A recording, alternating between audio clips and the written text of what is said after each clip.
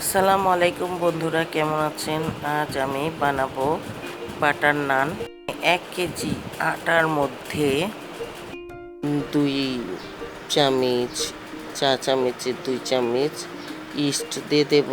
তারপরে 2 টেবিল চামচের মাপে 2 চামচ চিনি, পরিমাণ মতো লবণ আর কুসুম গরম পানি দিয়ে আঠা আঠা করে মাখাতে হবে।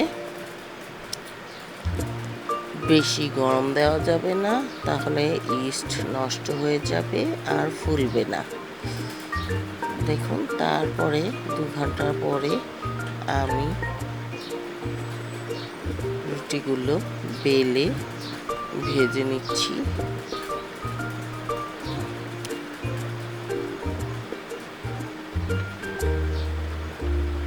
রুটিগুলো প্রথমে শুকনো ভেজে যখন ফুলে ফুলে উঠবে তখন আমি ঘি অথবা আমি ঘি দিয়ে দিচ্ছি। আপনারা বাটারও দিতে পারেন। বাইরে থেকে কিনে আনা নান কিছুক্ষণ পরেই শক্ত হয়ে যায়, খেতে ভালো লাগে না। এভাবে বাসায় ভেজে আপনারা খেয়ে দেখবেন, খুব নরম হয় আর শক্ত হয় না সহজে। আপনি এটাকে 2 দিনও রাখতে পারবেন, নরমই থাকবে। দেখুন, আস্তে আস্তে ফুলে উঠছে, মোটা হয়ে গেছে রুটিটা। দেখুন, আস্তে আস্তে মোটা হয়ে যাওয়ার পরে বাটার অথবা ঘি দিয়ে দেবেন। এর আগে দেবেন না, তাহলে রুটিটা ফুলবে না। দেখুন, ফুলে উঠে।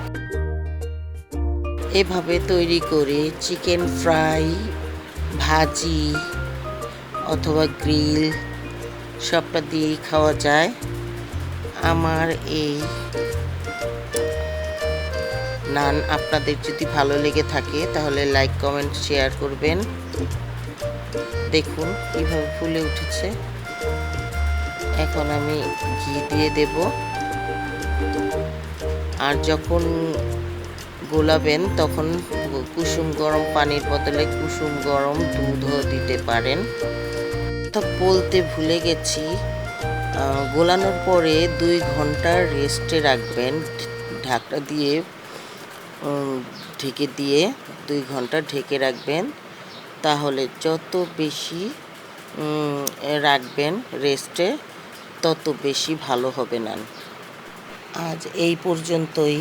খোদা হাফেজ।